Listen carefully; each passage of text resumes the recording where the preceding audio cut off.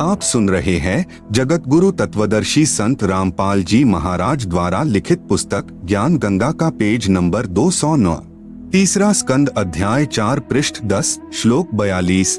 ब्रह्मा अहम महेश्वरः फिलते प्रभावात् सर्वे वयम जनियुता न यदातु नित्याः के अन्ये सुराः शतमख प्रमुखाः च नित्या नित्या त्वमेव जननी प्रकृतिः पुराणा। हिंदी अनुवाद। विष्णु जी ने कहा, हे मात ब्रह्मा, मैं तथा शिव तुम्हारे ही प्रभाव से जन्मवान हैं, नित्य नहीं हैं, अर्थात हम अविनाशी नहीं हैं। फिर अन्य इंद्रादि दूसरे देवता किस प्रकार नित्य हो सकते हैं? तुम ही अविनाशी हो, हम सर्व की जननी अर्थात उत्पन्न करने वाली माता हो, प्रकृति तथा सनातनी देवी हो। पृष्ठ 11-12 अध्याय 5 श्लोक 8। यदि दयार्ग्रमना न सदाम्बिके कथमेहम विहितः च तमोगुणः कमलजश्च रजोगुण संभवः सुविहितः किमु सत्वगुणो हरियः।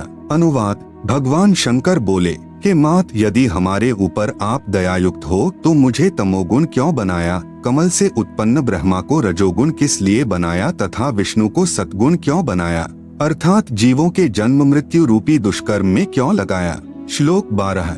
रमे से स्वप्तिम पुरुषम सदा तव गतिम न ही विद्म वयम शिवे। हिंदी। अपने पति पुरुष अर्थात काल भगवान के साथ सदा भोग विलास करती रहती हो, आपकी गति कोई नहीं जानता। तीसरा स्कंद पृष्ठ 14 अध्याय 5 श्लोक 43। एकमेवा द्वितीयम यत् ब्रह्म वेदा वदन्ति वै सा किम त्वं वाप्यसौ वा किम संदेहम विनिवर्तय। अनुवाद। जो कि वेदों में अद्वितीय केवल एक पूर्ण ब्रह्म कहा है, क्या वह आप ही हैं या कोई और है? मेरी इस शंका का निवारण करें। ब्रह्मा जी की प्रार्थना पर देवी ने कहा, देव्युवाच सदैकत्वं न भेदोऽस्ति सर्वदैव ममास्य च योऽसौ साहमहम योऽसौ भेदोऽस्ति मति विभ्रमात् आव्योरन्तरं सूक्ष्मं यो वेद मतिमान ही सह विमुक्तः स तु संसारान्मुच्यते नात्र संशयः। अनुवाद। देवी ने कहा, यह है सो मैं हूँ, जो मैं हूँ सो यह है, मति के विभ्रम होने से भेद भासता है। हम दोनों का जो सूक्ष्म अंतर है, इसको जो जानता है वही मतिमान अर्थात तत्वदर्शी है, वह संसार से पृथक होकर मुक्त होता है, इसमें संदेह नहीं। सुमरणात् दर्शनम तुभ्यं दास्ये हम विस्मये स्थिते स्वर्तव्या हम सदा देवाः परमात्मा सनातनः उभयोः सुमरणादेव कार्य सिद्धिर संशयम। ब्रह्मोवाच इत्युक्त्वा विसर्जास्मान् त्वा शक्तियः सुसंस्कृतान् विष्णवेऽथ महालक्ष्मी महाकाली शिवाय च महासरस्वती मह्यम स्थानात् तस्माद् विसर्जिता। अनुवाद। संकट उपस्थित होने पर सुमरण से ही मैं तुमको दर्शन दूंगी। देवताओं परमात्मा सनातन देव की शक्ति रूप से मेरा सदा सुमरण करना, दोनों के स्मरण से अवश्य कार्य सिद्धि होगी। ब्रह्मा जी बोले, इस प्रकार संस्कार कर शक्ति देकर हमको विदा किया। आप सुन रहे हैं जगत गुरु तत्वदर्शी संत रामपाल जी महाराज द्वारा लिखित पुस्तक ज्ञान गंगा का पेज नंबर 210। विष्णु के निमित्त महालक्ष्मी, शिव के निमित्त महाकाली और हमको महासरस्वती देकर विदा किया। मम चैव शरीरम वै सूत्रमित्याभिधीते स्थूलम शरीरम वक्ष्यामि ब्रह्मणः परमात्मनः। अनुवाद। मेरा शरीर सूत्र रूप कहा जाता है, परमात्मा ब्रह्म का स्थूल शरीर कहाता है। उपरोक्त पुराण वाक्यों का सार स्पष्ट हुआ कि श्री ब्रह्मा जी रजगुण है, श्री विष्णु जी सतगुण है तथा श्री शिव जी तमगुण है। तीनों प्रभु नाशवान हैं तथा इनका जन्म मृत्यु होता है। दुर्गा को प्रकृति भी कहा जाता है। दुर्गा का पति ब्रह्म यानी शर पुरुष काल है। यह उसके साथ पति पत्नी व्यवहार यानी रमण विलास करती रहती है। दुर्गा तथा ब्रह्म दोनों स्थूल शरीर में आकार में हैं। यही प्रमाण गीता अध्याय 14 श्लोक 3 से 5 में है। गीता ज्ञान दाता ब्रह्म यानी शर पुरुष काल कह रहा है कि प्रकृति यानी दुर्गा तो मेरी पत्नी है। मैं इसकी योनि यानी गर्भाधान स्थान में बीज स्थापना करता हूँ, जिससे सर्व प्राणियों की उत्पत्ति होती है। मैं सर्व यानी 21 ब्रह्मांड के प्राणियों का पिता हूँ तथा प्रकृति यानी दुर्गा अष्टांगी सर्व की माता है। इसी दुर्गा यानी प्रकृति अष्टांगी से उत्पन्न तीनों गुण यानी रजगुण ब्रह्मा, सतगुण विष्णु तथा तमगुण शिव अन्य प्राणियों को कर्मों के बंधन में बांधते हैं। त्रिगुण माया यानी रजगुण ब्रह्मा जी, सतगुण विष्णु जी तथा तमगुण शिव जी जीव को मुक्त नहीं होने देते। पवित्र गीता जी के अध्याय 7 श्लोक 1 व 2 में ब्रह्म कह रहा है कि अर्जुन, अब तुझे वह ज्ञान सुनाऊंगा जिसके जानने के बाद और कुछ जानना बाकी नहीं रह जाता। गीता अध्याय 7 श्लोक 12 गीता ज्ञान दाता ब्रह्म यानी शर पुरुष काल कह रहा है कि तीनों गुणों से जो कुछ हो रहा है वह मुझसे ही हुआ जान। जैसे रजगुण यानी ब्रह्मा से उत्पत्ति, सतगुण यानी विष्णु से पालन पोषण स्थिति तथा तमगुण यानी शिव से प्रलय यानी संहार का कारण काल भगवान ही है। फिर कहा है कि मैं इनमें नहीं हूँ, क्योंकि काल बहुत दूर यानी 21वें ब्रह्मांड में निज लोक में रहता है परंतु मन रूप में मौज काल ही मनाता है तथा रिमोट से सर्व प्राणियों तथा ब्रह्मा जी, श्री विष्णु जी व श्री शिव जी को यंत्र की तरह चलाता है। गीता बोलने वाला ब्रह्म कह रहा है कि मेरे 21 ब्रह्मांडों के प्राणियों के लिए मेरी पूजा से ही शास्त्र अनुकूल साधना प्रारंभ होती है जो वेदों में वर्णित है।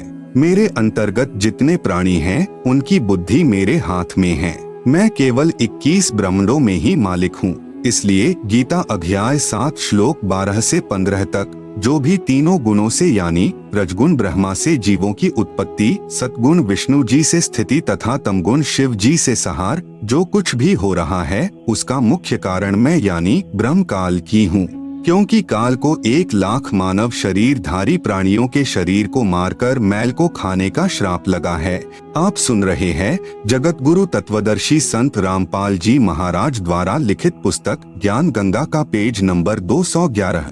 जो साधक मेरी यानी ब्रह्म की साधना न करके त्रिगुणमयी माया यानी रजगुण ब्रह्मा जी, सतगुण विष्णु जी, तमगुण शिव जी की साधना करके क्षणिक लाभ प्राप्त करते हैं, जिससे ज्यादा कष्ट उठाते रहते हैं, साथ में संकेत किया है कि इनसे ज्यादा लाभ मैं यानी ब्रह्म काल दे सकता हूँ, परंतु ये मूर्ख साधक तत्व ज्ञान के अभाव से इन्हीं तीनों गुणों यानी रजगुण ब्रह्मा जी, सतगुण विष्णु जी, तमगुण शिव जी तक की साधना करते रहते हैं। इनकी बुद्धि इन्हीं तीनों प्रभुओं तक सीमित है, इसलिए ये राक्षस स्वभाव को धारण किए हुए मनुष्यों में नीच शास्त्र विरुद्ध साधना रूपी दुष्कर्म करने वाले मूर्ख मुझे यानी ब्रह्म को नहीं भजते। यही प्रमाण गीता अध्याय 16 श्लोक 4 से 20 व 23-24 तक अध्याय 17 श्लोक 2 से 14 तथा 19 व 20 में भी है। विचार करें, रावण ने भगवान शिव जी को मृत्युंजय, अजर अमर, सर्वेश्वर मानकर भक्ति की, 10 बार शीश काट कर समर्पित कर दिया, जिसके बदले में युद्ध के समय 10 शीश रावण को प्राप्त हुए, परंतु मुक्ति नहीं हुई, राक्षस कहलाया। यह दोष रावण के गुरुदेव का है, जिस नादान यानी नीम हकीम ने वेदों को ठीक से न समझकर अपनी सोच से तमोगुण युक्त भगवान शिव को ही पूर्ण परमात्मा बताया तथा भोली आत्मा रावण ने झूठे गुरुदेव पर विश्वास करके जीवन व अपने कुल का नाश किया। नंबर 1, एक भस्मागिरी नाम का साधक था, जिसने शिव जी यानी तमोगुण को ही इष्ट मानकर शीर्षासन यानी ऊपर को पैर नीचे को शीश करके 12 वर्ष तक साधना की। भगवान शिव को वचनबद्ध करके भस्म कंडा ले लिया, भगवान शिव जी को ही मारने लगा। उद्देश्य यह था कि भस्म कंडा प्राप्त करके भगवान शिव जी को मारकर पार्वती जी को पत्नी बनाऊंगा। भगवान श्री शिव जी डर के मारे भाग गए। फिर श्री विष्णु जी ने उस भस्मासुर को गंडहथ नाच नचाकर उसी भस्म कंडे से भस्म किया। वह शिव जी यानी तमोगुण का साधक राक्षस कहलाया। हिरण्यकशिपु ने भगवान ब्रह्मा जी यानी रजोगुण की साधना की तथा राक्षस कहलाया। नंबर 2, एक समय आज यानी सन 2006 से लगभग 335 वर्ष पूर्व हरिद्वार में हर की पैड़ियों पर यानी शास्त्र विधि रहित साधना करने वालों के कुंभ पर्व की परबी का संयोग हुआ। वहां पर सर्व यानी त्रिगुण उपासक महात्मा जन स्नानार्थ पहुँचे। गिरी, पुरी, नाथ, नागा आदि भगवान श्री शिव जी यानी तमोगुण के उपासक तथा वैष्णव भगवान श्री विष्णु जी यानी सतोगुण के उपासक हैं। प्रथम स्नान करने के कारण नागा तथा वैष्णव साधुओं में घोर युद्ध हो गया। लगभग 25,000 त्रिगुण उपासक मृत्यु को प्राप्त हुए। जो व्यक्ति जरा सी बात पर नरसंहार यानी कत्ले आम कर देता है वह साधु है या राक्षस, स्वयं विचार करें। आम व्यक्ति भी कहीं स्नान कर रहे हों और कोई व्यक्ति आकर कहे कि मुझे भी कुछ स्थान स्नान के लिए देने की कृपा करें, शिष्टाचार के नाते कहते हैं कि आओ आप भी स्नान कर लो। इधर उधर होकर आने वाले को स्थान दे देते हैं। आप सुन रहे हैं जगत गुरु तत्वदर्शी संत रामपाल जी महाराज द्वारा लिखित पुस्तक ज्ञान गंगा का पेज नंबर 212।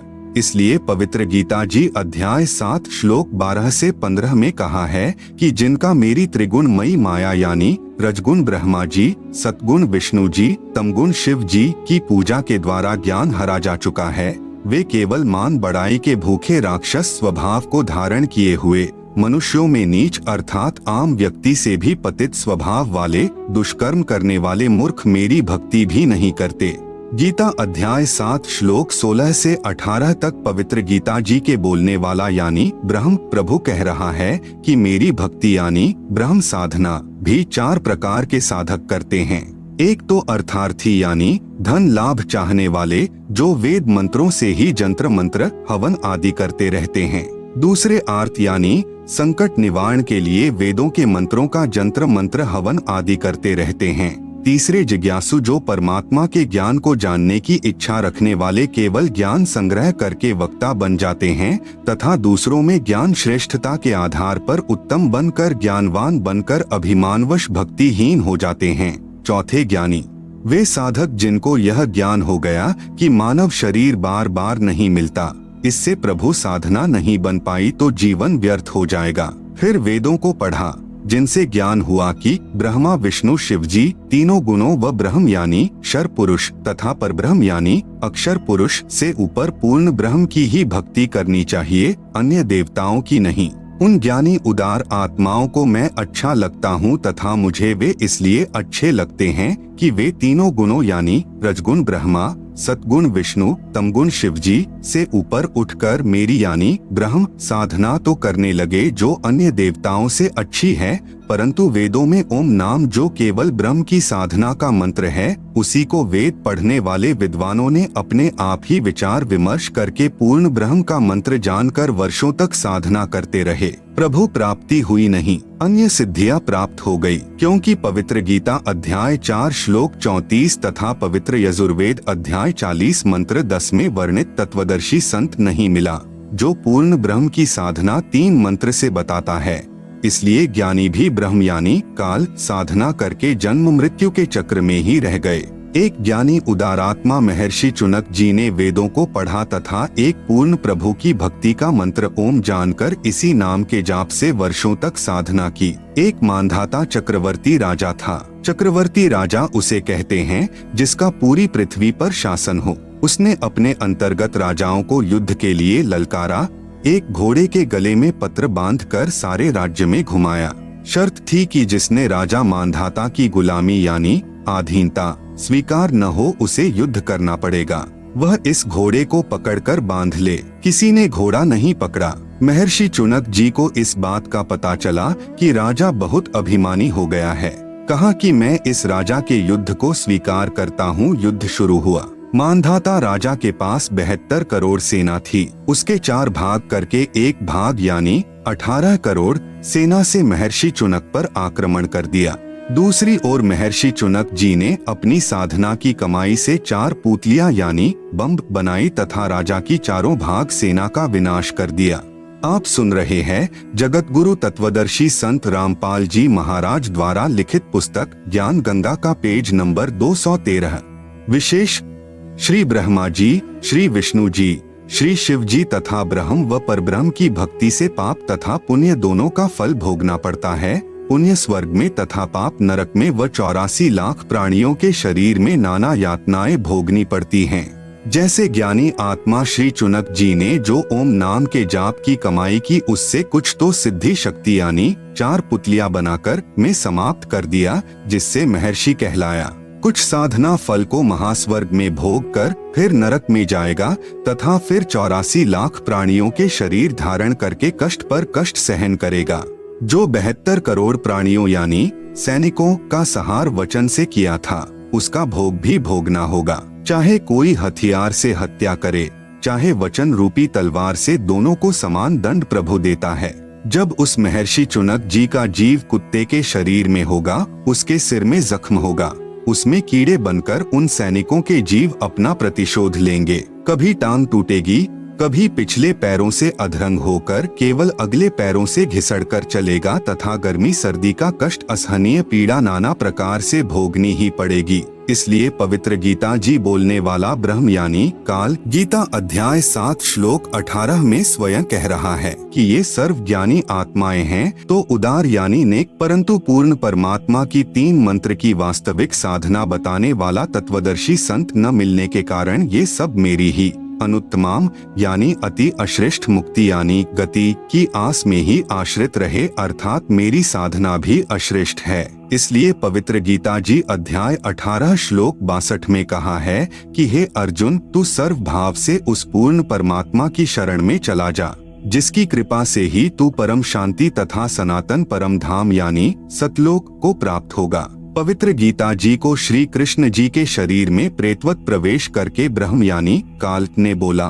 फिर कई वर्षों उपरांत पवित्र गीता जी तथा पवित्र चारों वेदों को महर्षि व्यास जी के शरीर में प्रेतवत प्रवेश करके स्वयं ब्रह्म यानी क्षर पुरुष द्वारा लिपिबद्ध भी स्वयं ही किए हैं। इनमें परमात्मा कैसा है, कैसे उसकी भक्ति करनी है तथा क्या उपलब्धि होगी, ज्ञान तो पूर्ण वर्णन है, परंतु पूजा की विधि केवल ब्रह्म यानी क्षर पुरुष अर्थात ज्योति निरंजन काल तक की ही है।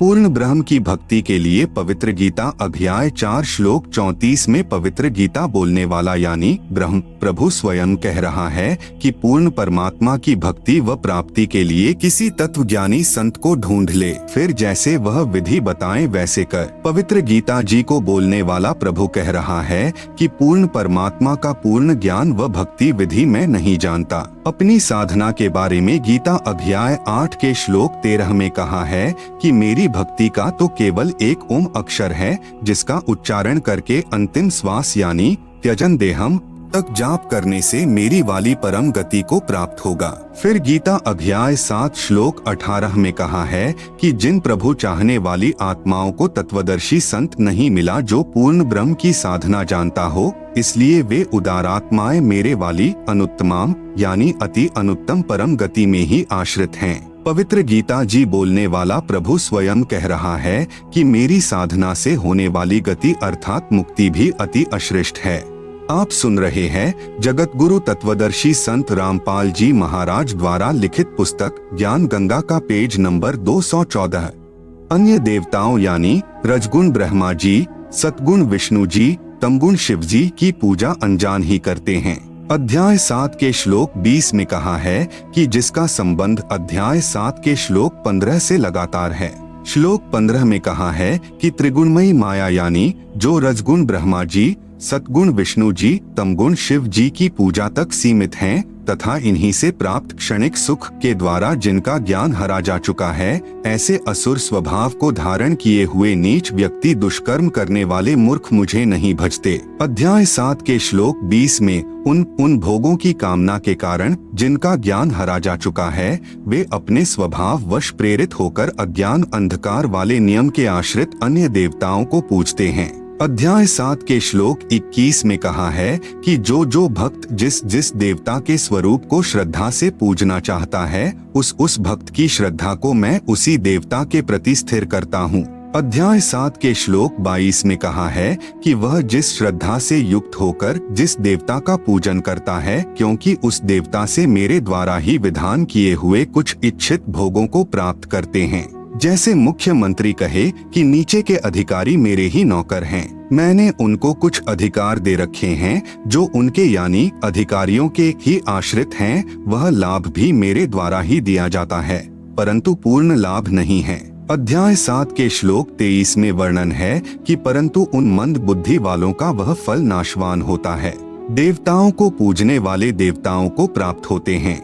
मदभक्त यानी मतावलंबी जो वेदों में वर्णित भक्ति विधि अनुसार भक्ति करने वाले भक्त भी मुझको प्राप्त होते हैं, अर्थात काल के जाल से कोई बाहर नहीं है। विशेष अध्याय 7 के श्लोक 20 से 23 में कहा है कि वे जो भी साधना किसी भी पितृ, भूत, देवी देवता आदि की पूजा स्वभाव वश करते हैं, मैं यानी ब्रह्म काल ही उन मंद बुद्धि लोगों यानी भक्तों को उसी देवता के प्रति आसक्त करता हूँ। वे नादान साधक देवताओं से जो लाभ पाते हैं, मैंने यानी काल ने ही देवताओं को कुछ शक्ति दे रखी है। उसी के आधार पर उनके यानी देवताओं के पुजारी देवताओं को प्राप्त हो जाएंगे। परंतु उन बुद्धिहीन साधकों की वह पूजा 84 लाख योनियों में शीघ्र ले जाने वाली है, तथा जो मुझे यानी काल को भजते हैं वे तप्त शिला पर फिर मेरे महास्वर्ग यानी ब्रह्मलोक में चले जाते हैं और उसके बाद जन्म मरण में ही रहेंगे, मोक्ष प्राप्त नहीं होगा। भावार्थ है कि देवी देवताओं व ब्रह्मा विष्णु शिव तथा माता से भगवान ब्रह्म की साधना अधिक लाभदायक है।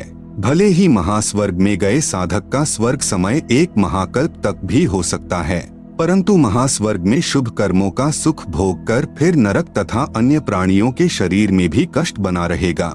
पूर्ण मोक्ष नहीं अर्थात काल जाल से मुक्ति नहीं। आप सुन रहे हैं जगत गुरु तत्वदर्शी संत रामपाल जी महाराज द्वारा लिखित पुस्तक ज्ञान गंगा का पेज नंबर 215। अन्य प्रमाण पवित्र गीता व पवित्र वेदों में अन्य देवताओं की पूजा तथा पितर पूजा यानी श्राद्ध निकालना तथा भूत पूजा यानी अस्थियां उठाना अर्थात फूल उठाना, पिंड भरवाना, मंडियों की पूजा करना मना किया है। पवित्र चारों वेदों अनुसार साधना का परिणाम केवल स्वर्ग महास्वर्ग प्राप्ति मुक्ति नहीं। पवित्र गीता अध्याय 9 के श्लोक 20-21 में कहा है कि जो मनोकामना यानी सकाम सिद्धि के लिए मेरी पूजा तीनों वेदों में वर्णित साधना शास्त्र अनुकूल करते हैं, वे अपने कर्मों के आधार पर महास्वर्ग में आनंद मनाकर फिर जन्म मरण में आ जाते हैं। अर्थात यज्ञ चाहे शास्त्र अनुकूल भी हो, उनका एकमात्र लाभ सांसारिक भोग स्वर्ग और फिर नरक व 84 लाख योनियां ही हैं। जब तक तीनों मंत्र यानी ओम तथा तत् व सत सांकेतिक पूर्ण संत से प्राप्त नहीं होते। अध्याय 9 के श्लोक 22 में कहा है कि जो निष्काम भाव से मेरी शास्त्रानुकूल पूजा करते हैं, उनकी पूजा की साधना की रक्षा में स्वयं करता हूँ, मुक्ति नहीं। शास्त्र विधि विरुद्ध साधना पतन का कारण।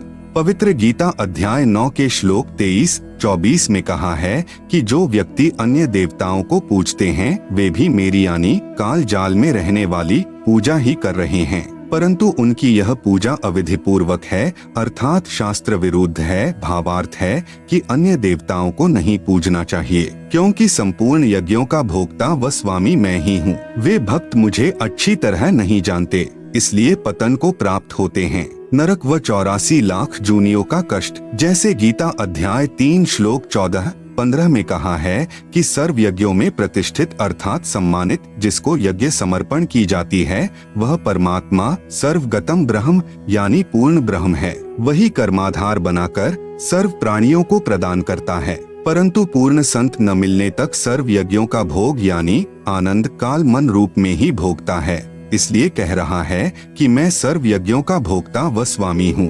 श्राद्ध निकालने यानी पितर पूजने वाले पितर बनेंगे, मुक्ति नहीं। गीता अध्याय 9 के श्लोक 25 में कहा है कि देवताओं को पूजने वाले देवताओं को प्राप्त होते हैं, पितरों को पूजने वाले पितरों को प्राप्त होते हैं, भूतों को पूजने यानी पिंड दान करने वाले भूतों को प्राप्त होते हैं अर्थात भूत बन जाते हैं। शास्त्रानुकूल यानी पवित्र वेदों व गीता अनुसार पूजा करने वाले मुझको ही प्राप्त होते हैं अर्थात काल द्वारा निर्मित स्वर्ग व महास्वर्ग आदि में कुछ ज्यादा समय मौज कर लेते हैं। आप सुन रहे हैं जगत गुरु तत्वदर्शी संत रामपाल जी महाराज द्वारा लिखित पुस्तक ज्ञान गंगा का पेज नंबर 216। विशेष जैसे कोई तहसीलदार की नौकरी यानी सेवा पूजा करता है तो वह तहसीलदार नहीं बन सकता। हाँ, उससे प्राप्त धन से रोजी रोटी चलेगी अर्थात उसके अधीन ही रहेगा। ठीक इसी प्रकार जो जिस देव यानी श्री ब्रह्मा देव, श्री विष्णु देव तथा श्री शिव देव अर्थात त्रिदेव की पूजा यानी नौकरी करता है तो उन्हीं से मिलने वाला लाभ ही प्राप्त करता है। त्रिगुणमयी माया अर्थात तीनों गुण यानी रजगुण ब्रह्मा जी, सतगुण विष्णु जी, तमगुण शिव जी की पूजा का निषेध पवित्र गीता अध्याय 7 श्लोक 12 से 15 तथा 20 से 23 तक में भी है। इसी प्रकार कोई पितरों की पूजा यानी नौकरी सेवा करता है तो पितरों के पास छोटा पितर बनकर उन्हीं के पास कष्ट उठाएगा। इसी प्रकार कोई भूतों यानी प्रेतों की पूजा यानी सेवा करता है तो भूत बनेगा, क्योंकि सारा जीवन जिसमें आसक्ति बनी है अंत में उन्हीं में मन फंसा रहता है, जिस कारण से उन्हीं के पास चला जाता है। कुछ एक का कहना है कि पितर भूत देव पूजाएं भी करते रहेंगे, आपसे उपदेश लेकर साधना भी करते रहेंगे। ऐसा नहीं चलेगा। जो साधना पवित्र गीता जी में व पवित्र चारों वेदों में मना है वह करना शास्त्र विरुद्ध हुआ। जिसको पवित्र गीता अध्याय 16 श्लोक 23-24 में मना किया है कि जो शास्त्र विधि त्याग कर मनमाना आचरण यानी पूजा करते हैं वे न तो सुख को प्राप्त करते हैं न परम गति को तथा न ही कोई कार्य सिद्ध करने वाली सिद्धि को ही प्राप्त करते हैं, अर्थात जीवन व्यर्थ कर जाते हैं। इसलिए अर्जुन तेरे लिए कर्तव्य यानी जो साधना के कर्म करने योग्य हैं तथा अकर्तव्य यानी जो साधना के कर्म नहीं करने योग्य हैं की व्यवस्था यानी नियम में शास्त्र ही प्रमाण हैं, अन्य साधना वर्जित हैं। इसी का प्रमाण मार्कंडे पुराण यानी गीता प्रेस गोरखपुर से प्रकाशित पृष्ठ 237 पर है, जिसमें मार्कंडे पुराण तथा ब्रह्म पुराणांक इकट्ठा ही जिल्द किया है में भी है कि एक रुचि नाम का साधक ब्रह्मचारी रहकर वेदों अनुसार साधना कर रहा था। जब वह 40 वर्ष का हुआ तब उसको अपने 4 पूर्वज जो शास्त्र विरुद्ध साधना करके पितर बने हुए थे तथा कष्ट भोग रहे थे दिखाई दिए। पितरों ने कहा कि बेटा रुचि शादी करवाकर हमारे श्राद्ध निकाल, हम तो दुखी हो रहे हैं। रुचि ऋषि ने कहा पितृ महो वेद में कर्म कांड मार्ग यानी श्राद्ध पिंड भरवाना आदि को मूर्खों की साधना कहा है, फिर आप मुझे क्यों उस गलत यानी शास्त्र विधि रहित साधना पर लगा रहे हो। पितर बोले बेटा यह बात तो तेरी सत है कि वेद में पितर पूजा, भूत पूजा, देवी देवताओं की पूजा यानी कर्म कांड को अविद्या ही कहा है, इसमें तनिक भी मिथ्या नहीं है।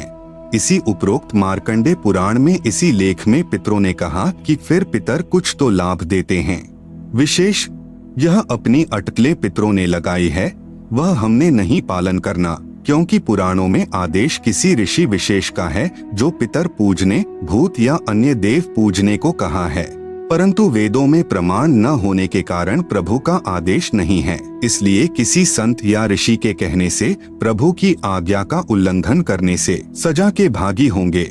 आप सुन रहे हैं जगत गुरु तत्वदर्शी संत रामपाल जी महाराज द्वारा लिखित पुस्तक ज्ञान गंगा का पेज नंबर 217। एक समय एक व्यक्ति की दोस्ती एक पुलिस थानेदार से हो गई। उस व्यक्ति ने अपने दोस्त थानेदार से कहा कि मेरा पड़ोसी मुझे बहुत परेशान करता है। थानेदार यानी SHO ने कहा कि मार लठ, मैं आप निपट लूंगा। थानेदार दोस्त की आज्ञा का पालन करके उस व्यक्ति ने अपने पड़ोसी को लठ मारा। सिर में चोट लगने के कारण पड़ोसी की मृत्यु हो गई। उसी क्षेत्र का अधिकारी होने के कारण वह थाना प्रभारी अपने दोस्त को पकड़ कर लाया, कैद में डाल दिया तथा उस व्यक्ति को मृत्यु दंड मिला। उसका दोस्त थानेदार कुछ मदद नहीं कर सका, क्योंकि राजा का संविधान है कि यदि कोई किसी की हत्या करेगा तो उसे मृत्यु दंड प्राप्त होगा। उस नादान व्यक्ति ने अपने दोस्त दरोगा की आज्ञा मानकर राजा का संविधान भंग कर दिया, जिससे जीवन से हाथ धो बैठा। ठीक इसी प्रकार पवित्र गीता जी व पवित्र वेद यह प्रभु का संविधान है, जिसमें केवल एक पूर्ण परमात्मा की पूजा का ही विधान है। अन्य देवताओं, पितरों, भूतों की पूजा करना मना है। पुराणों में ऋषियों यानी थानेदारों का आदेश है, जिनकी आज्ञा पालन करने से प्रभु का संविधान भंग होने के कारण कष्ट पर कष्ट उठाना पड़ेगा। इसलिए आन उपासना पूर्ण मोक्ष में बाधक है। सत्य कथा। मेरे पूज्य गुरुदेव स्वामी रामदेवानंद जी लगभग 16 वर्ष की आयु में पूर्ण परमात्मा की प्राप्ति के लिए अचानक घर त्याग कर निकल गए। प्रतिदिन पहनने वाले वस्त्रों को अपने ही खेतों के निकट घने जंगल में किसी मृत पशु की अस्थियों के पास डाल गए। शाम को घर न पहुंचने के कारण घर वालों ने जंगल में तलाश की। रात्रि का समय था। कपड़े पहचानकर दुखी मन से पशु की अस्थियों को बच्चे की अस्थियां जानकर उठा लाए तथा यह सोचा कि बच्चा जंगल में चला गया, किसी हिंसक जानवर ने खा लिया। अंतिम संस्कार कर दिया। सर्व क्रियाएं की, 13वीं बरसी आदि की तथा श्राद्ध भी निकालते रहे। लगभग 104 वर्ष की आयु प्राप्त होने के उपरांत स्वामी जी अचानक अपने गांव बड़ा पैंतावास जिला भिवानी तहसील चरखी दादरी हरियाणा में पहुंच गए। स्वामी जी का बचपन का नाम श्री हरिद्वारी जी था तथा पवित्र ब्राह्मण कुल में जन्म था। मुझ दास को पता चला तो मैं भी दर्शनार्थ पहुंच गया। स्वामी जी की भाभी जी जो लगभग 92 वर्ष की आयु की थी, मैंने उस वृद्धा से पूछा कि हमारे गुरुजी के घर त्याग जाने के उपरांत क्या महसूस किया। उस वृद्धा ने बताया कि मेरा विवाह हुआ तब मुझे बताया गया कि इनका एक भाई हरिद्वारी था जो किसी हिंसक जानवर ने जंगल में खा लिया था। उसके श्राद्ध निकाले जा रहे हैं। मुझे भी इनके श्राद्ध निकालने को कहा गया। वृद्धा ने बताया कि 70 श्राद्ध तो मैं अपने हाथों निकाल चुकी हूँ। जब कभी फसल अच्छी नहीं होती या कोई घर का सदस्य बीमार हो जाता तो अपने पुरोहित यानी गुरुजी से कारण पूछते तो वह कहा करता कि हरिद्वारी पितर बना है, वह तुम्हें दुखी कर रहा है। आप सुन रहे हैं जगत गुरु तत्वदर्शी संत रामपाल जी महाराज द्वारा लिखित पुस्तक ज्ञान गंगा का पेज नंबर 218। श्राद्धों के निकालने में कोई अशुद्धि रही है। अब की बार सर्व क्रिया मैं स्वयं अपने हाथों से करूंगा। पहले मुझे समय नहीं मिला था क्योंकि एक ही दिन में कई जगह श्राद्ध क्रियाएं करने जाना पड़ा, इसलिए बच्चे को भेजा था। तब तक कुछ भेंट चढ़ाओ ताकि उसे शांत किया जाए। तब उसे 21 या 51 जो भी कहता था डरते भेंट करते थे। फिर श्राद्धों के समय गुरुजी स्वयं श्राद्ध करते थे। तब मैंने कहा माता जी अब तो छोड़ दो इस गीता जी विरुद्ध साधना को, नहीं तो आप भी प्रेत बनोगी। गीता अध्याय 9 श्लोक 25 सुनाया। तब वह वृद्धा कहने लगी गीता मैं भी पढ़ती हूँ। दास ने कहा आपने पढ़ा है, समझा नहीं, आगे से तो बंद कर दो इस नादान साधना को। वृद्धा ने उत्तर दिया न भाई, कैसे छोड़ दे श्राद्ध निकालना, यह तो सदियों पुरानी लाक यानी परंपरा है। यह दोष भोली आत्माओं का नहीं है, यह दोष मूर्ख गुरुओं यानी नीम हकीमों का है, जिन्होंने अपने पवित्र शास्त्रों को समझे बिना मनमाना आचरण यानी पूजा का मार्ग बता दिया, जिस कारण न तो कोई कार्य सिद्ध होता है, न परम गति तथा न कोई सुख ही प्राप्त होता है। प्रमाण पवित्र गीता अध्याय 16 श्लोक 23-24। अब दास की प्रार्थना है कि शिक्षित वर्ग अवश्य ध्यान दे तथा शास्त्र विधि अनुसार साधना करके पूर्ण परमात्मा के सनातन परमधाम यानी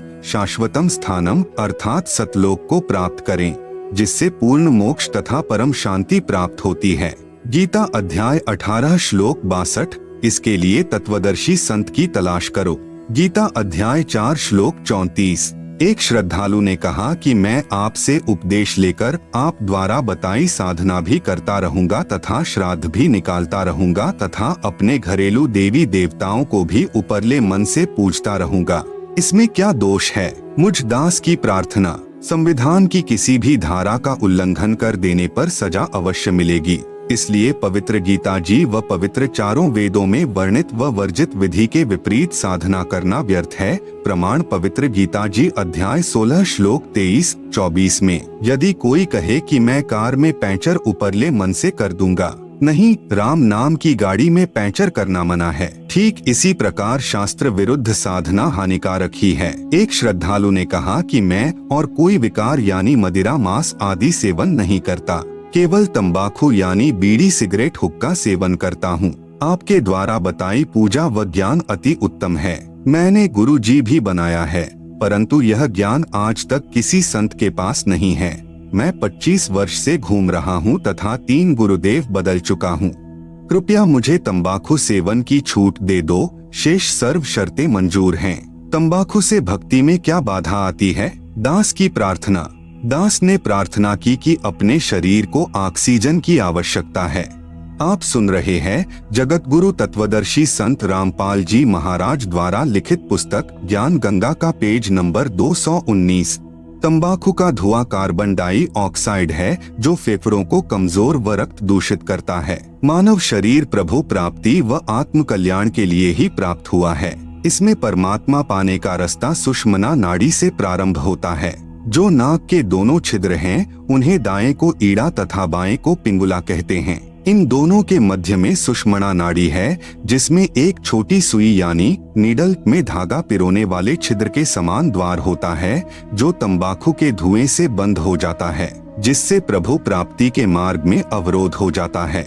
यदि प्रभु पाने का रास्ता ही बंद हो गया तो मानव शरीर व्यर्थ हुआ। इसलिए प्रभु भक्ति करने वाले साधक को प्रत्येक नशीले व अखाद्य यानी मांस आदि पदार्थों का सर्वदा निषेध है। एक श्रद्धालु ने कहा कि मैं तंबाकू प्रयोग नहीं करता, मांस व मदिरा सेवन जरूर करता हूँ, इससे भक्ति में क्या बाधा है। यह तो खाने पीने के लिए ही बनाई है तथा पेड़ पौधों में भी तो जीव है, वह खाना भी तो मांस भक्षण तुल्य ही है। दास की प्रार्थना, यदि कोई हमारे माता पिता भाई बहन व बच्चों आदि को मारकर खाए तो कैसा लगे। जैसा दर्द आपने होवे वैसा जान बिराने, कहे कबीर वे जाए नरक में जो काटे शीश खुराने। जो व्यक्ति पशुओं को मारते समय खुरों तथा शीश को बेरहमी से काट कर मांस खाते हैं वे नरक के भागी होंगे। जैसा दुख अपने बच्चों व संबंधियों की हत्या का होता है ऐसा ही दूसरे को जानना चाहिए। रही बात पेड़ पौधों को खाने की, इनको खाने का प्रभु का आदेश है तथा ये जड़ जूनी के हैं। अन्य चेतन प्राणियों का वध प्रभु आदेश विरुद्ध है, इसलिए अपराध यानी पाप है। मदिरा सेवन भी प्रभु आदेश नहीं है परंतु स्पष्ट मना है तथा मानव जीवन को बर्बाद करने का है। शराब पान किया हुआ व्यक्ति कुछ भी गलती कर सकता है। मदिरा पान धन तन व पारिवारिक शांति तथा समाज सभ्यता की महाशत्रु है। प्यारे बच्चों के भावी चरित्र पर कुप्रभाव पड़ता है। मदिरा पान करने वाला व्यक्ति कितना ही नेक हो परंतु उसकी न तो इज्जत रहती है तथा न ही विश्वास। एक समय यह दास एक गांव में सत्संग करने गया हुआ था। उस दिन नशा निषेध पर सत्संग किया। सत्संग के उपरांत एक 11 वर्षीय कन्या फूट फूट कर रोने लगी। पूछने पर उस बेटी ने बताया कि महाराज जी मेरे पिताजी पालम हवाई अड्डे पर बढ़िया नौकरी करते हैं परंतु सर्व पैसे की शराब पी जाते हैं। मेरी मम्मी के मना करने पर इतना पीटते हैं कि शरीर पर नीले दाग बन जाते हैं। एक दिन मेरे पापा जी मेरी मम्मी को पीटने लगे। मैं अपनी मम्मी के ऊपर गिरकर बचाव करने लगी तो मुझे भी पीटा।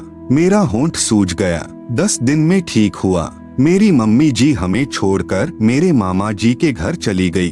6 महीने में मेरी दादी जी जाकर लाई। तब तक हम अपनी दादी जी के पास रहे। पापा जी ने दवाई भी नहीं दिलाई। सुबह शीघ्र ही उठकर नौकरी पर चला गया। शाम को शराब पीकर आता। हम 3 बहनें हैं, 2 मेरे से छोटी हैं। अब जब पापा जी शाम को आते हैं तो हम तीनों बहनें चारपाई के नीचे छुप जाती हैं। आप सुन रहे हैं जगत गुरु तत्वदर्शी संत रामपाल जी महाराज द्वारा लिखित पुस्तक ज्ञान गंगा का पेज नंबर 220। विचार करो पुण्यात्माओं, जिन बच्चों को पिताजी ने सीने से लगाना चाहिए था तथा बच्चे पिताजी के घर आने की राह देखते हैं कि पापा जी घर आएंगे, फल लाएंगे। आज इस मानव समाज की दुश्मन शराब ने क्या घर घाल दिए। शराबी व्यक्ति अपनी तो हानि करता है, साथ में बहुत व्यक्तियों की आत्मा दुखाने का भी पाप सिर पर रखता है। जैसे पत्नी के दुख में उसके माता पिता, बहन भाई दुखी, फिर स्वयं के माता पिता, भाई बहन, दादा दादी आदि परेशान। एक शराबी व्यक्ति आसपास के भद्र व्यक्तियों की अशांति का कारण बनता है, क्योंकि घर में झगड़ा करता है। पत्नी व बच्चों की चिल्लाहट सुनकर पड़ोसी बीच बचाव करें तो शराबी गले पड़ जाएं, नहीं करें तो नेक व्यक्तियों को नींद नहीं आए। इस दास से उपदेश लेने के उपरांत प्रतिदिन शराब पीने वाले लगभग 1 लाख व्यक्तियों ने सर्व नशीले पदार्थ व मांस भक्षण पूर्ण रूप से त्याग दिया है तथा जिस समय शाम को शराब प्रेतनी का नृत्य होता था, अब वे पुण्यात्माएं अपने बच्चों सहित बैठकर संध्या आरती करते हैं। हरियाणा प्रदेश व निकटवर्ती प्रांतों में लगभग 10,000 गांवों व शहरों में आज भी प्रत्येक में 4-5 चैंपियन यानी 1 नंबर के शराबी उदाहरण हैं, जो सर्व विकारों से रहित होकर अपना मानव जीवन सफल कर रहे हैं। कुछ कहते हैं कि हम इतनी नहीं पीते खाते, बस कभी ले लेते हैं। जहर तो थोड़ा ही बुरा है जो भक्ति व मुक्ति में बाधक है। मान लीजिए 2 किलोग्राम घी का हलवा बनाया यानी सत भक्ति की, फिर 250 ग्राम बालूरेत यानी तंबाकू, मांस, मदिरा सेवन व आन उपासना कर ली, भी डाल दिया, वह तो किया कराया व्यर्थ हुआ। इसलिए पूर्ण परमात्मा यानी परम अक्षर ब्रह्म की पूजा पूर्ण संत से प्राप्त करके आजीवन मर्यादा में रहकर करते रहने से ही पूर्ण मोक्ष लाभ होता है। तत्वज्ञान प्राप्ति के पश्चात ही भक्ति प्रारंभ होती है। अध्याय 9 के श्लोक 26, 27, 28 का भाव है कि जो भी आध्यात्मिक या सांसारिक काम करें, सब मेरे मतानुसार वेदों में वर्णित पूजा विधि अनुसार ही कर्म करें, वह उपासक मुझ यानी काल से ही लाभान्वित होता है। इसी का वर्णन इसी अध्याय के श्लोक 20, 21 में किया है। अध्याय 9 के श्लोक 29 में भगवान कहते हैं कि मुझे किसी से द्वेष या प्यार नहीं है। परंतु तुरंत ही कह रहे हैं कि जो मुझे प्रेम से भजते हैं वे मुझे प्यारे हैं तथा मैं उनको प्रिय हूँ, अर्थात मैं उनमें और वे मेरे में हैं। राग व द्वेष का प्रत्यक्ष प्रमाण है। जैसे प्रहलाद विष्णु जी के आश्रित थे तथा हिरण्याकशिपु द्वेष करता था, तब नरसिंह रूप धार कर भगवान ने अपने प्यारे भक्त की रक्षा की तथा राक्षस हिरण्याकशिपु की आंतें निकालकर समाप्त किया। प्रहलाद से प्रेम तथा हिरण्याकशिपु से द्वेष प्रत्यक्ष सिद्ध है। आप सुन रहे हैं जगत गुरु तत्वदर्शी संत रामपाल जी महाराज द्वारा लिखित पुस्तक ज्ञान गंगा का पेज नंबर 221। इसीलिए पवित्र श्रीमद् भगवद गीता अध्याय 2 श्लोक 53 में कहा है कि तत्व ज्ञान हो जाने पर नाना प्रकार के भ्रमित करने वाले वचनों से विचलित हुई तेरी बुद्धि एक पूर्ण परमात्मा में दृढ़ता से स्थिर हो जाएगी। तब तू योगी बनेगा, अर्थात तब तेरी अनन्य मन से निःसंशय होकर एक पूर्ण प्रभु की भक्ति प्रारंभ होगी। पवित्र गीता अध्याय 2 श्लोक 46 में कहा है कि जैसे बहुत बड़े जलाशय यानी जिसका जल 10 वर्ष तक वर्षा न हो तो भी समाप्त न हो के प्राप्त हो जाने के पश्चात छोटा जलाशय यानी जिसका जल 1 वर्ष तक वर्षा न हो तो समाप्त हो जाता है, में जितना प्रयोजन रह जाता है, इसी प्रकार पूर्ण परमात्मा यानी परम अक्षर पुरुष के गुणों का ज्ञान तत्व ज्ञान द्वारा हो जाने पर आपकी आस्था अन्य ज्ञानों में तथा अन्य भगवानों यानी अन्य देवताओं में जैसे ब्रह्मा विष्णु शिव में तथा अक्षर पुरुष अर्थात ब्रह्म में तथा अक्षर पुरुष अर्थात परब्रह्म में उतनी ही रह जाती है। जैसे छोटा जलाशय बुरा नहीं लगता परंतु उसकी क्षमता यानी औकात का पता लग जाता है कि यह काम चलाओ सहारा है जो जीवन के लिए पर्याप्त नहीं है, तथा बहुत बड़ा जलाशय प्राप्त होने पर पता चल जाता है कि यदि अकाल गिरेगा तो भी समस्या नहीं आएगी तथा तुरंत छोटे जलाशय को त्याग कर बड़े जलाशय पर आश्रित हो जाएगा। इसी प्रकार तत्वदर्शी संत से पूर्ण परमात्मा के तत्व ज्ञान के द्वारा पूर्ण ब्रह्म की महिमा से परिचित हो जाने के पश्चात साधक पूर्ण रूप से यानी अनन्य मन से उस पूर्ण परमात्मा यानी परमेश्वर पर सर्व भाव से आश्रित हो जाता है। गीता अध्याय 18 श्लोक 62 में कहा है कि हे अर्जुन तू सर्व भाव से उस परमेश्वर की शरण में जा, उस परमात्मा की कृपा से ही परम शांति को प्राप्त होगा तथा शाश्वत स्थान अर्थात सनातन परम धाम अर्थात कभी न नष्ट होने वाले सतलोक को प्राप्त होगा। गीता अध्याय 18 श्लोक 63 में कहा है कि मैंने तेरे से यह रहस्यमय अति गोपनीय यानी गीता का ज्ञान कह दिया, अब जैसे तेरा मन चाहे वैसा कर। क्योंकि यह गीता के अंतिम अध्याय 18 के अंतिम श्लोक चल रहे हैं, इसलिए कहा है गीता ज्ञान दाता ब्रह्म का इष्ट यानी पूज्य देव पूर्ण ब्रह्म है।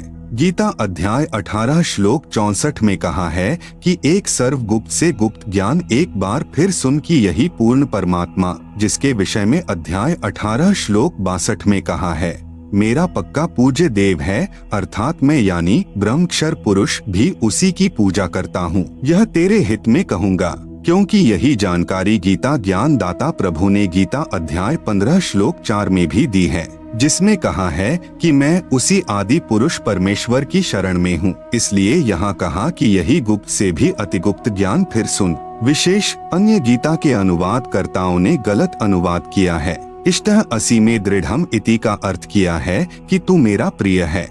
आप सुन रहे हैं जगत गुरु तत्वदर्शी संत रामपाल जी महाराज द्वारा लिखित पुस्तक ज्ञान गंगा का पेज नंबर 222, जबकि अर्थ बनता है अध्याय 18 का श्लोक 64। सर्वगुह्यत मम भूयः श्रेणु में परमं वचः इष्टः असि में दृढ़म इति ततः वक्ष्यामि ते हितम। अनुवाद सर्वगुह्यत मम यानी संपूर्ण गोपनीयों से अति गोपनीय में यानी मेरे, परमम यानी परम रहस्ययुक्त, हितम यानी हितकारक, वचः यानी वचन, ते यानी तुझे, भूयः यानी फिर, वक्ष्यामि यानी कहूँगा, ततः यानी इसे, श्रेणु यानी सुन, इति यानी यह पूर्ण ब्रह्म में यानी मेरा, दृढ़म यानी पक्का निश्चित, इष्टः यानी पूज्य देव, असि यानी है। गीता अध्याय 18 श्लोक 65 में गीता ज्ञान दाता प्रभु यानी काल भगवान क्षर पुरुष कह रहा है कि यदि मेरी शरण में रहना है तो मेरी पूजा अनन्य मन से कर, अन्य देवताओं यानी ब्रह्मा विष्णु शिव तथा पितरों आदि की पूजा त्याग दे, फिर मुझे ही प्राप्त ही होगा, अर्थात ब्रह्म लोक बने महास्वर्ग में चला जाएगा। मैं तुझे सत प्रतिज्ञा करता हूँ तू मेरा प्रिय है। गीता अध्याय 18 श्लोक 66 में कहा है कि यदि एकम यानी उस अद्वितीय अर्थात जिसकी तुलना में अन्य न हो, उस एक सर्वशक्तिमान सर्व ब्रह्मांडों के रचनहार सर्व के धारण पोषण करने वाले परमेश्वर की शरण में जाना है, तो मेरे स्तर की साधना जो ओम नाम के जाप की कमाई तथा अन्य धार्मिक शास्त्र अनुकूल यज्ञ साधनाएं मुझ में छोड़, जिससे तू मेरे ऋण से मुक्त हो जाएगा। उस एकम यानी अद्वितीय अर्थात जिसका कोई सानी नहीं है की शरण में व्रज यानी जा। मैं तुझे सर्व पापों यानी काल के ऋणों से मुक्त कर दूंगा, तू चिंता मत कर। विशेष गीता के अन्य अनुवादकर्ताओं ने श्लोक 66 का अनुवाद गलत किया है। व्रज का अर्थ आना किया है, जबकि व्रज का अर्थ जाना होता है। कृपया वास्तविक अनुवाद निम्न पढ़े। अध्याय 18 का श्लोक 66। सर्वधर्मान् परित्यज्य माम एकम शरणम व्रज अहम त्वा सर्वपापेभ्यः मोक्षयिष्यामि मा शुचः।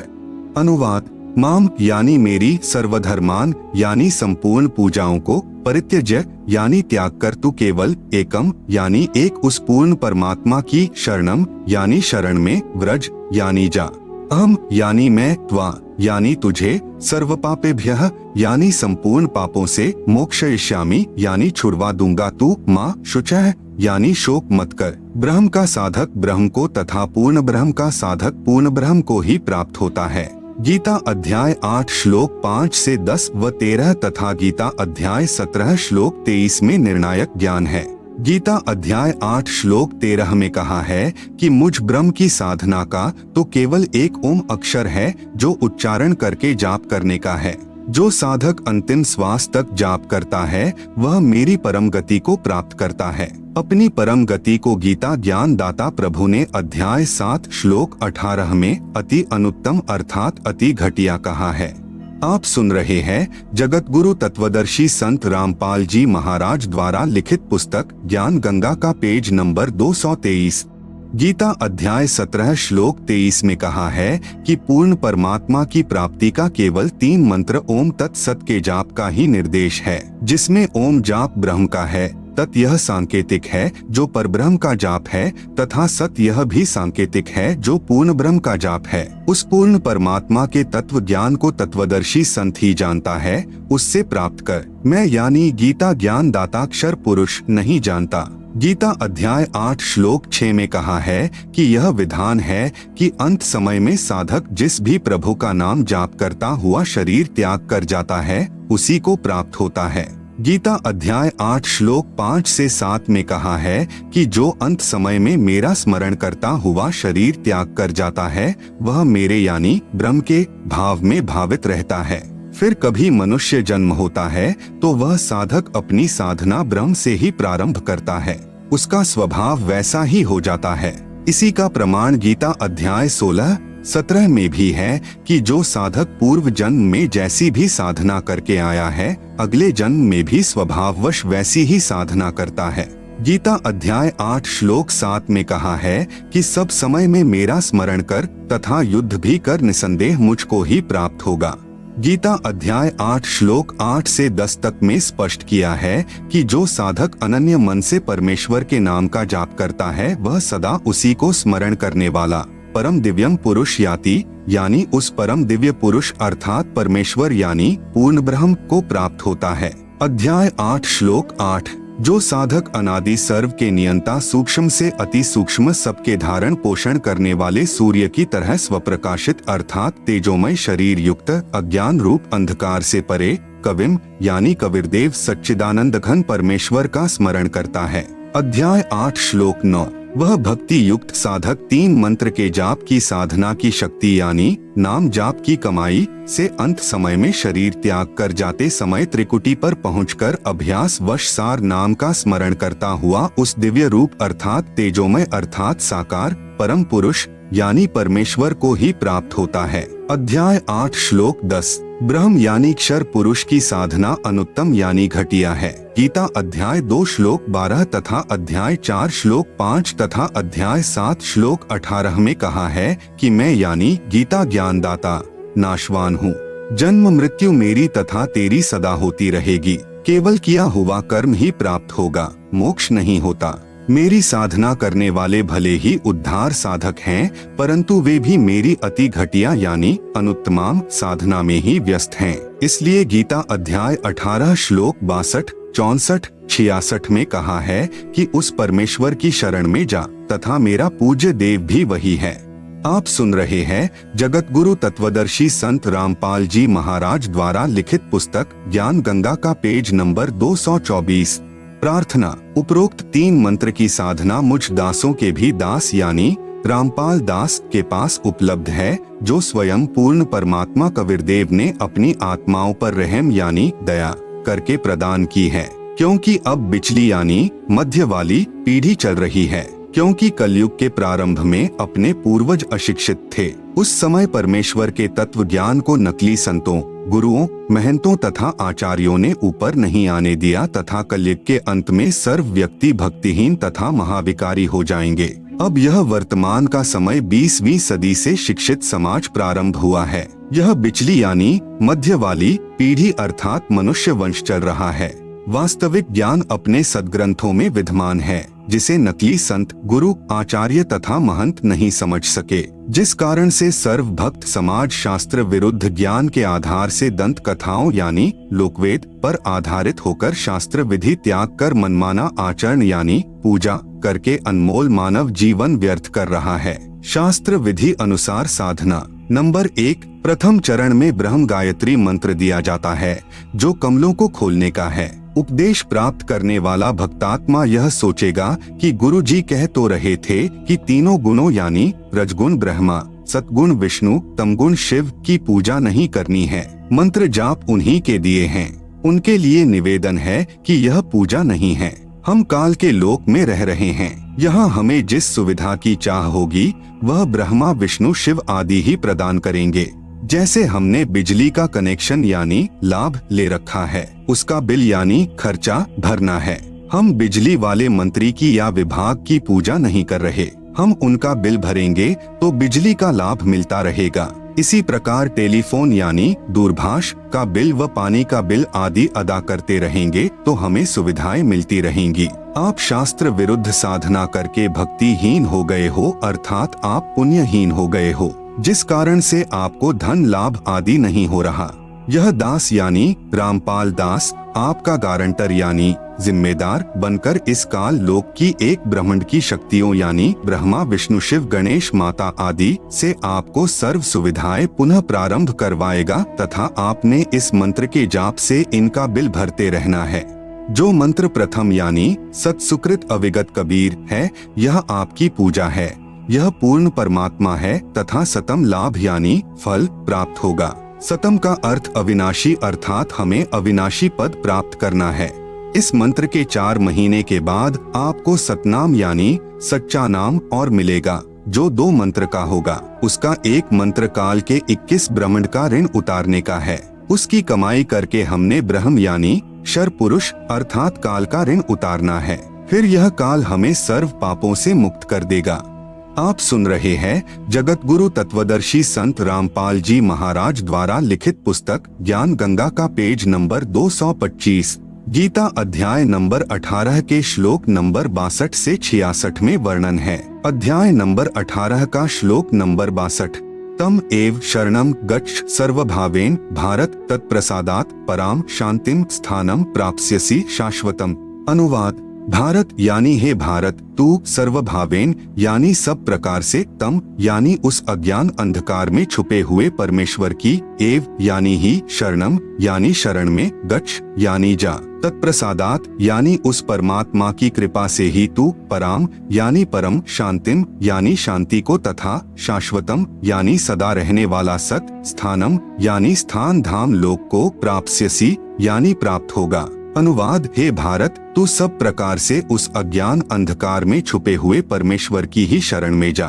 उस परमात्मा की कृपा से ही तू परम शांति को तथा सदा रहने वाला सत स्थान धाम लोक को प्राप्त होगा। अध्याय नंबर 18 का श्लोक नंबर 66। सर्वधर्मान् परित्यज्य माम् एकम शरणम व्रज अहम त्वा सर्वपापेभ्यः मोक्षयिष्यामि मा शुचः। अनुवाद, माम यानी मेरी, सर्वधर्मान यानी संपूर्ण पूजाओं को, परित्यज्य यानी त्याग कर तू केवल, एकम यानी एक उस पूर्ण परमात्मा की, शरणम यानी शरण में, व्रज यानी जा, अहम यानी मैं, त्वा यानी तुझे, सर्वपापेभ्यः यानी संपूर्ण पापों से, मोक्षयिष्यामि यानी छुड़वा दूंगा तू, माँ शुचः यानी शोक मत कर। अनुवाद, मेरी संपूर्ण पूजाओं को त्याग कर तू केवल एक उस पूर्ण परमात्मा की शरण में जा, मैं तुझे संपूर्ण पापों से छुड़वा दूंगा, तू शोक मत कर। उपरोक्त श्लोकों का भावार्थ है कि काल यानी ब्रह्म अर्थात क्षर पुरुष कह रहा है कि अर्जुन तू मेरी शरण में रहना चाहता है तो जन्म तथा मृत्यु बनी रहेगी। यदि परम शांति तथा सतलोक जाना चाहता है तो उस पूर्ण परमात्मा की शरण में चला जा। उसके लिए मेरी सर्व धार्मिक पूजाएं अर्थात सतनाम के प्रथम मंत्र के जाप की कमाई मुझ में छोड़कर फिर सर्वभाव से उस एक यानी सर्वशक्तिमान अर्थात जिसके बराबर दूसरा न हो उस अद्वितीय परमेश्वर की शरण में चला जा, फिर मैं तुझे सर्व पापों यानी ऋणों से मुक्त कर दूंगा। तू चिंता मत कर तथा सतनाम के दूसरे मंत्र की कमाई हम परब्रह्म अर्थात अक्षर पुरुष को छोड़ देंगे, क्योंकि हमने अक्षर पुरुष के लोक से होकर सतलोक जाना है, उसका किराया देना है। फिर तीसरा मंत्र सत शब्द अर्थात सारनाम मिलेगा जो सतलोक में स्थायित्व प्राप्त कराएगा। यदि कोई व्यक्ति विदेश गया हो, वहाँ उस पर सरकार का ऋण हो, फिर वापस स्वदेश आना चाहेगा तो उसे पहले उस देश के ऋण से मुक्ति लेनी होगी। फिर नो ड्यू सर्टिफिकेट यानी ऋण मुक्त प्रमाण पत्र प्राप्त करना होगा, तब उसका वापस आने का पासपोर्ट बनेगा, नहीं तो उसे वापस नहीं आने दिया जाएगा। इसी प्रकार आप इस काल के लोक में शास्त्र विरुद्ध साधना करके भक्तिहीन होकर ऋणी हो गए हो, पहले आपको साहूकार बनाया जाएगा। उसके लिए कबीरदेव यानी कबीर साहेब या कबीर साहेब ने मुझ दास यानी संत रामपाल दास को अपना प्रतिनिधि यानी रिप्रेजेंटेटिव बनाकर भेजा है। उस परमेश्वर की तरफ से यह दास आपका गारंटर यानी जिम्मेवार बनेगा तथा ब्रह्मा, विष्णु, शिव आदि शक्तियों से आपके पुनः कनेक्शन यानी संपर्क का लाभ को प्रारंभ करवाएगा। आप सुन रहे हैं जगत गुरु तत्वदर्शी संत रामपाल जी महाराज द्वारा लिखित पुस्तक ज्ञान गंगा का पेज नंबर 226, जो आपने इनके मंत्र की कमाई करके किश्तों में बिल भरना है। जब तक आप यहाँ से मुक्त नहीं होते तब तक आपको सर्व भौतिक सुविधाएं जोर शोर से मिलती रहेंगी तथा आप पुण्यदान आदि करके अधिक भक्ति धनी बन सकोगे। दूसरे शब्दों में जैसे हमारे शरीर में कमल बने हैं, जब हम शरीर त्याग कर परमात्मा के पास जाएंगे तो हमें इन कमलों में से होकर जाना है। जैसे नंबर 1 मूल कमल में गणेश जी, नंबर 2 स्वाद कमल में सावित्री ब्रह्मा जी, नंबर 3 नाभि कमल में लक्ष्मी तथा विष्णु जी, नंबर 4 हृदय कमल में पार्वती और शिव जी, नंबर 5 कंठ कमल में दुर्गा यानी अष्टंगी है। इन कमलों से हम तभी जा सकेंगे जब हम इनका ऋण अदा कर देंगे।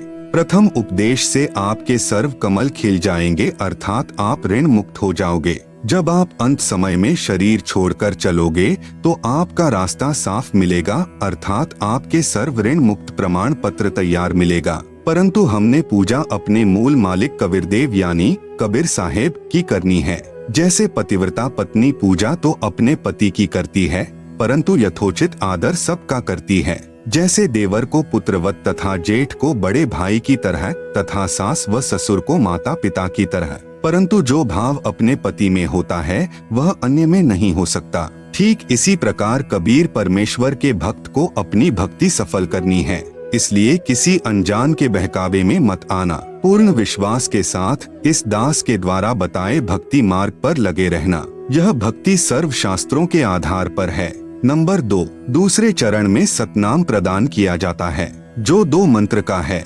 एक ओम, दूसरा तत् जो सांकेतिक है, केवल साधक को ही बताया जाता है। नंबर 3 तीसरे चरण में सार नाम दिया जाता है, जो 3 मंत्र का है। ओम तत् सत यानी तत् सत सांकेतिक हैं, जो साधक को ही बताए जाएंगे। इस प्रकार सार नाम यानी जो 3 मंत्र का बन जाएगा के स्मरण अभ्यास से साधक परम दिव्य पुरुष अर्थात परमेश्वर कबीरदेव को प्राप्त होगा तथा सतलोक में परम शांति अर्थात पूर्ण मोक्ष को प्राप्त हो जाएगा। विशेष वर्तमान में यह वास्तविक साधना मुझ दास के अतिरिक्त किसी के पास नहीं है। यदि कोई मुझ दास से चुराकर स्वयं गुरु बनकर नकली शिष्य बना रहा हो तो उस मनुष्य जीवन के दुश्मन से सावधान रहें। वह अनधिकारी होने के कारण अपना जीवन भी नष्ट कर रहा है तथा नादान अनुयायियों को भी नरक का भागी बना रहा है।